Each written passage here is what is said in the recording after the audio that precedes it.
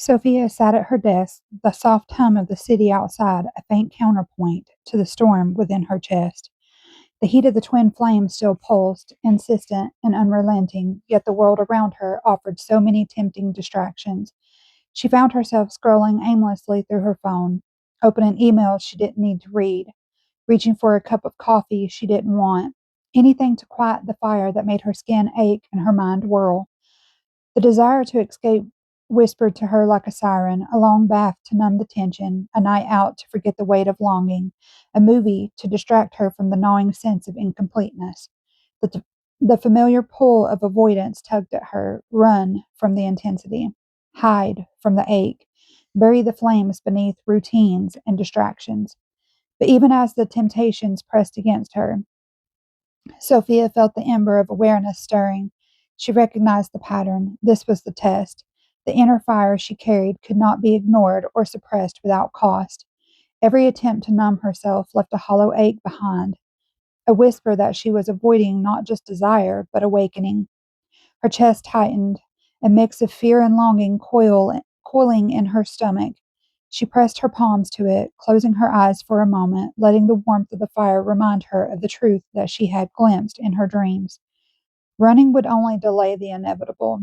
The flames within her demanded to be met, not hidden.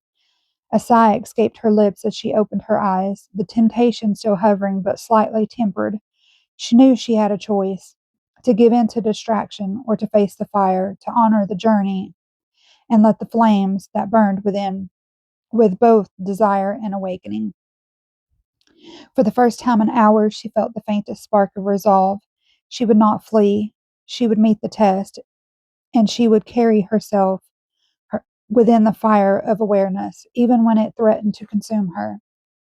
Sophia stepped into the little shop, the familiar bell above the door chiming softly as she crossed the threshold. The air smelled of herbs, warm wood, and a faint trace of incense, a comforting contrast to the storm raging inside her chest.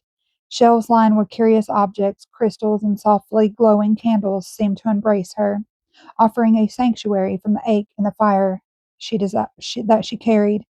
Edith looked up from behind the counter, her eyes bright with recognition and warmth. "Sophia," she said gently, "you look like you've carried the sun in your chest all day."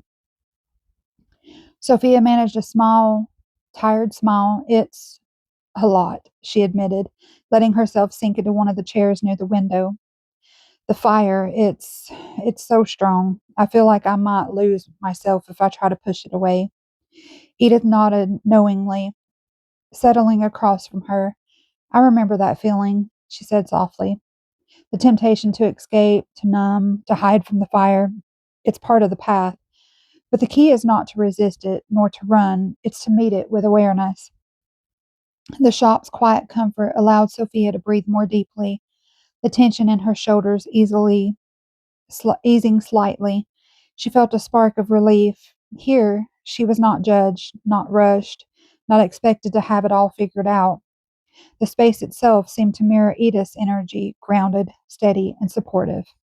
As they spoke, Sophia felt the weight of her inner fire begin to shift. She could admit her fear without shame, her longing without guilt, and she could listen to someone who had walked a similar path, who understood that the flames were not a burden, but a guide. Sophia sank back into the chair across from Edith, letting the warmth of the shop wrap around her like a protective cloak. Edith's eyes held a depth that only years of walking a similar path could create, and Sophia felt herself opening, her defenses softening.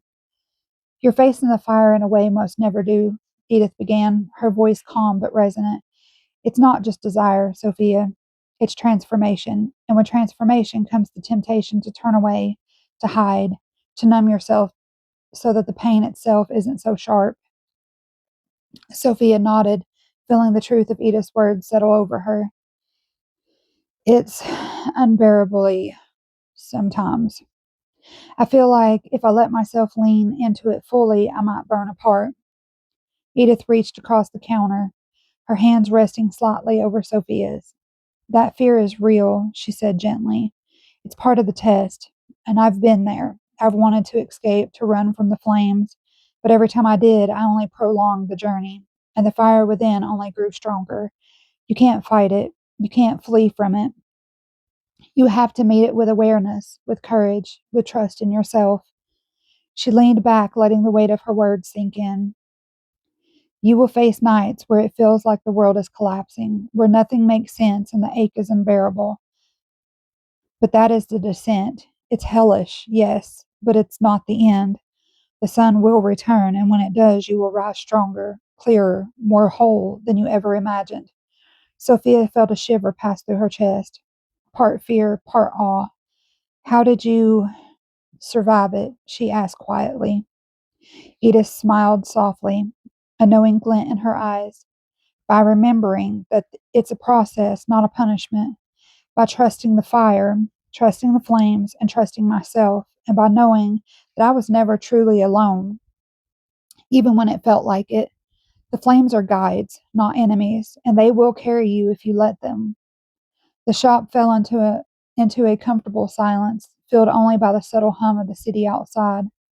Sophia pressed a hand over her chest, feeling the echo of Edith's wisdom resonate deep within her. The fire in her, though daunting, no longer felt like something to fear. As Sophia rose to leave the shop, Edith followed her to the door, her expression both gentle and grave. Sophia, she said, her voice low but steady, what you are about to face is unlike anything you've experienced so far. You're heading for the descent. Sophia froze, her hand lingering over the doorknob. The descent? She asked, a flicker of unease rippling through her chest. Edith nodded. Yes, it will feel like everything is falling apart, like the flames inside you are burning hotter than you can bear, like the world itself is pressing in on you, and it will feel like hell. Sophia's breath caught. She had glimpsed the edges of her inner fire, the intensity of desire and awakening, but this sounded beyond even that. But, Edith continued, placing a reassuring hand on Sophia's arm, you will survive it. You will emerge. The fire will not consume you. It will refine you. The sun will rise again. Even if you cannot see it in the moment, you must remain strong, Sophia. Trust yourself, trust the flames, and remember, you are never truly alone. Sophia nodded, swallowing the lump in her throat. She felt a mix of fear and anticipation, the weight of the warning settling deep inside her chest. The descent would test her, push her to the edge of herself, and yet there was a spark of courage in her, a determination to meet it rather than run. Edith gave her a small, knowing smile. Go slowly. Walk into it fully, and remember that the fire is your ally, not your enemy. The lessons you'll learn in the descent will change you, but they will also illuminate everything the flame has always promised. With a deep inhale, Sophia stepped into the night, the weight of Edith's words alongside the heat of her own inner fire. She could feel the descent approaching, but for the first time she felt a measure of readiness, an ember of courage that would guide her through the trials ahead.